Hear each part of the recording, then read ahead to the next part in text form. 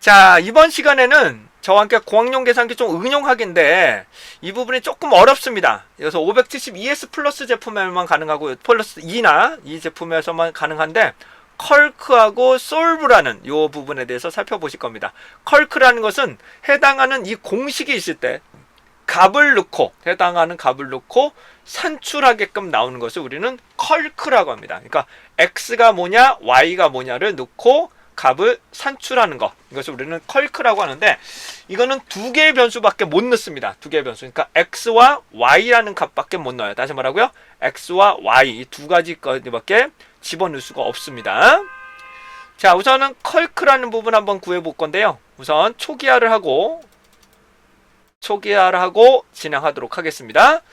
자, 우선 컴프 모드로 들어가겠습니다. 모드에 가신 다음에 컴프 모드로 들어가겠습니다. 컴프, 이제 계산식이란 말이에요. 계산식이 될 텐데요. 우선은 2x 플러스 3y라고 한번 넣어보겠습니다. 다시 뭐라고요? 2x 플러스 3y라고 넣을 건데요.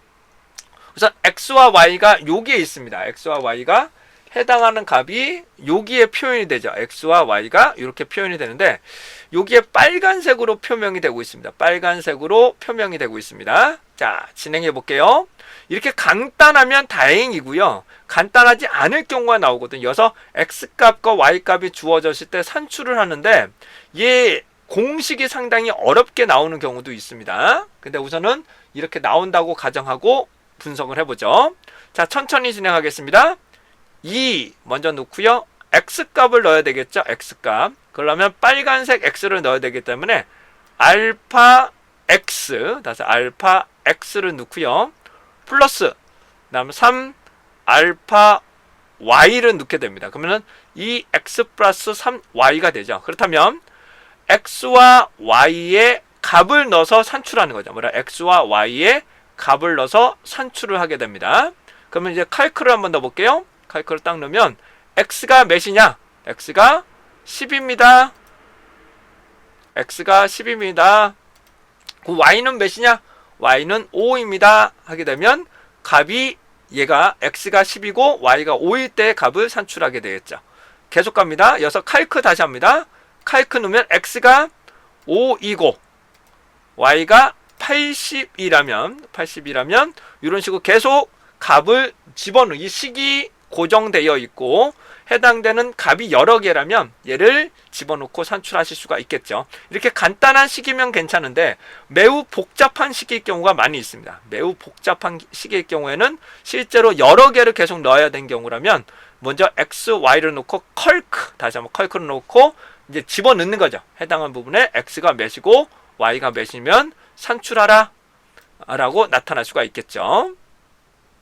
그 다음에 솔브는 좀 유용하게 쓰실 수 있습니다. 컬크는 그렇게 많이 쓰지는 않으실 것 같은데요. 솔브는 상당히 많이 쓰이는 경우가 종종 있습니다. 자, 표본의 크기를 구할 때가 있었죠. 다시 한번 뭐라고요? 표본의 크기 n은 d의 제곱분의 z의 제곱 s의 제곱이었잖아요. 그쵸? 다시 한번요. d의 제곱분의 z의 제곱 s의 제곱 뭐 이런 것들이 나오신다면 실제로 n을 구하는 건 얘를 그냥 적용하시면 n을 구할 수가 있겠죠. 근데 n이 주어지고 s를 구한다거나 얘를 구하고 싶을 때, 해당하는 부분을 구하고 싶을 때 해당 부분을 우리는 솔브를 통해서 구할 수가 있습니다. 얘 부분에 대해서는 고학용 계산기 풀이가 따로 있으시니까 참고하시고 그러면 저와 함께 솔브를 한번 실행해 보도록 하겠습니다. 자, 솔브입니다. 우선 AC키를 누르시고 초기화를 한 다음에 다시 컴프를 진행하겠습니다. 컴프를 넣고요. 그 다음에 이제 실제로 관측값을 넣어보겠습니다. 제가 100이라고 넣고요. 다시 100이라고 표본수가 100이라고 놓고요. 여기 있는 는을 넣는 게 아니라 여기 있는 빨간색의 는을 넣으셔야 됩니다. 요거는 산출되는 결과값이 되는 거고요. 알파 값에 는을 넣으면 죄송합니다. 알파 값에 는을 넣으시면 요거 다시 할게요. 제가 잘못 넣었네요. 100 그리고 알파 값에 는을 눌러야 는이 들어가죠. 자, t의 제곱분의 z의 제곱이기 때문에 분자키를 놓은 다음에 우선은 1.96의 제곱 그래서 1.96의 제곱, 그 다음에 곱하기 이 값을 몰라. 자, 이 값을 모른다면 해당하는 부분을 알파 x 값이 되죠. 알파 x 값이 되는 거죠. 이게 아마 x 값이 아니고 y 값만 산출이 될 거예요. 예를 들어서 y라고 한번 넣어 보겠습니다. 그래서 얘를 알파 y 값을 넣고 y 값만 아마 산출이 될 걸로 기억이 되는데요. y 그 다음에 오차가 0.5의 제곱이다. 0.5의 제곱이다 라고 넣으시면 이제 요 y 값을 구해야 되잖아요. 이 y 값을 shift solve, 여기 보면 x로 넣어야 되겠군요. 얘를 x가 아니라 y가 아니라 x로 넣어야 되겠네요. x만 들어가는 거네. 제가 헷갈렸습니다. x만 넣으셔야 되겠네요. x. 그 다음에 shift solve, 그러면 x가 얼마냐 라고 넣으면은 해당 부분이 6.55 이렇게 나온다. 얘가 뭐라고요? 6.50 나온다. 근데 얘가 제곱값이었다면 원시 자료로 다시 한번 루트를 씌워야 되잖아. 얘 값을 루트를 씌워야 되죠. 그러면 ANC를 넣고 얘를 넣고 바깥으로 나간 다음에 루트를 씌워버리면, 그리고 ANC를 다시 넣으시게 되면 이렇게 되는 거죠. 다시 ANC를 루트를 씌운 거죠. 그러면 2.551이다. 다시 2.551이라는 것을 산출하실 수가 있습니다. 이 솔브는 x만 들어갑니다. y는 안 되네요. 솔브는 x로만 들어간다. 솔브는 x라는 값만들만 산출할 수가 있겠다는 점을 말씀을 좀 드려봅니다. 자, 그래서 해당되는 루트 n분의 s에 뭐 여러 가지 계산을 할 때 해당되는 개수를 구하고 싶을 때 이렇게 살펴보실 수가 있게 되겠네요. 이것을 우리는 솔브라고 한다. 솔브라고 하고요.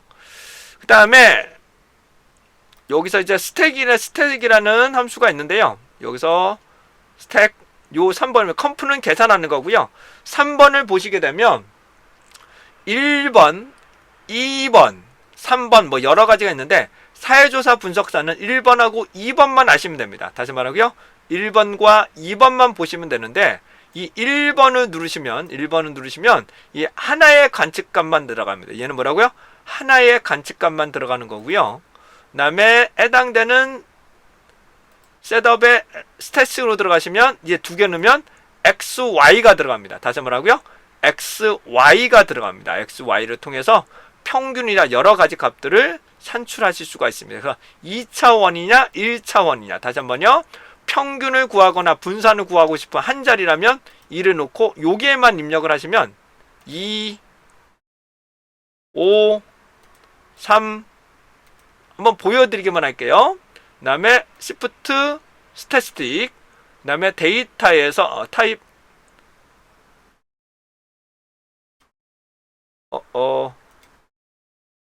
여기서 A키 Shift Statistic 이렇게 넣으시면 이건 나중에 설명드릴게요. 그러면 썸이냐 분산이냐 뭐 해당하는 분산을 구할 수가 있겠고요. 그 다음 표준 편차나 그런 값들도 구할 수가 있게 됩니다. 자, 해당되는 두 가지를 넣으시게 되면 3번을 누르시고 X, Y 두 개를 넣을 수가 있죠. 변수 두 개를 놓고 여러 가지 값을 구할 수가 있습니다. 상당히 확률密도에서 상당히 중요한 부분이니까 살펴보시고, 기본적으로 X는 관측값, Y는 확률을 적용할 경우가 많습니다. 다시 말해 X는 관측값, Y는 확률입니다. 발생될 확률을 적용하게 됩니다. 이것을 스택이라는 스탯 기능을 통해서 살펴보실 수가 있습니다. 이런 경우는 추후에 계속적으로 문제 풀이 하실 때 설명드릴 수 있도록 하겠습니다. 이상으로 간단한 공학용 계산기의 기본적인 샘플에 대해서 사용하는 방법에 대해서 설명 들어봤습니다.